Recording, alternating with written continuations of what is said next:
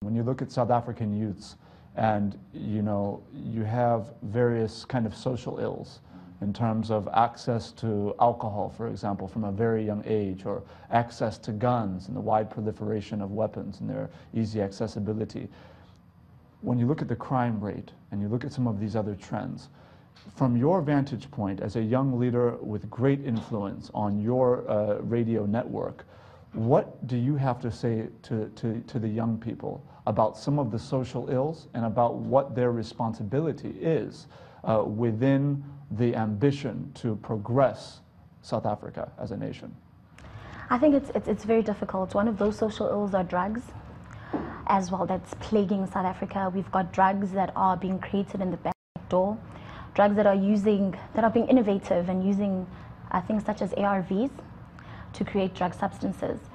So one of the things we talk about, or I talk about on air regarding social ills to young people, is that the reason why we get into it is because of poverty and because we don't see a way out of that poverty.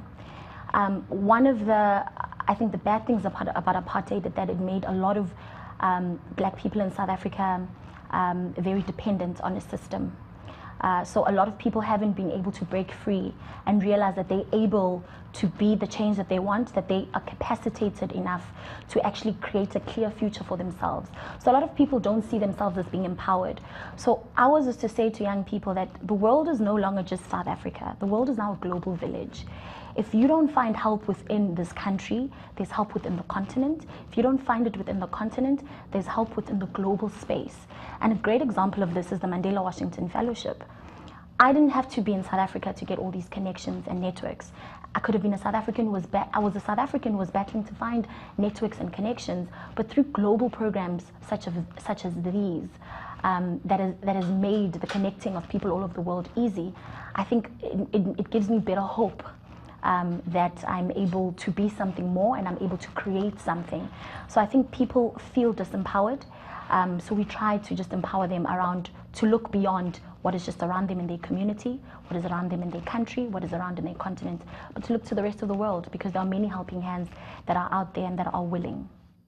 When you think of the South African young person and the role that he or she will play in the advancement of the nation within the political sphere, what advice would you give to the young South African about getting involved and about what their responsibility is morally and academically and otherwise to ensure that not just getting involved in the power game is important, but what you do there matters? I think we're seeing a beautiful spring happening in South Africa, where we're seeing more and more young people at the forefront of politics.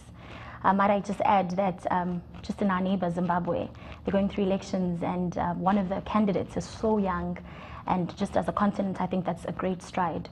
We see this in the South African Parliament. We see younger people leading parties, younger people being ministers or being appointed as ministers. I think this is a great thing because the future belongs to us. The future belongs to young people. So if we don't shape our own future, are we going to rely on older people to shape it? I think, as we've seen with maybe white privilege, people who are in privileged positions are never willing to give it up easy. That's also according to people who are old, whether they are privileged or not, but based on their age, who are privileged, they're not going to be willing to give up that power. So it's up to us to, one, galvanize other young people around ideologies that are going to shape our future, because that future belongs to us. Two, get them to vote and stop being apathetic towards voting, but get them actually involved in politics and policy makings. I think the systems of our democracy are quite amazing with regards to being inclusive and making sure that the community always comments on any bill that might come out.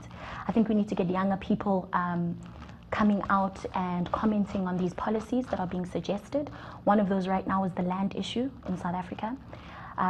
And one of them is the renaming of airports, for example. We're seeing a lot of young people through social media activism coming out, but it's about also translating that social media activism into something that's pragmatic and real, and into a vote and into actual discussions. But beyond just kind of active participation and presence, how important is it that those who are participating have the right intention to truly change the leadership paradigm, that indeed it would actually be about service to the people of South Africa, as opposed to getting into a position of authority to essentially enrich oneself, for example?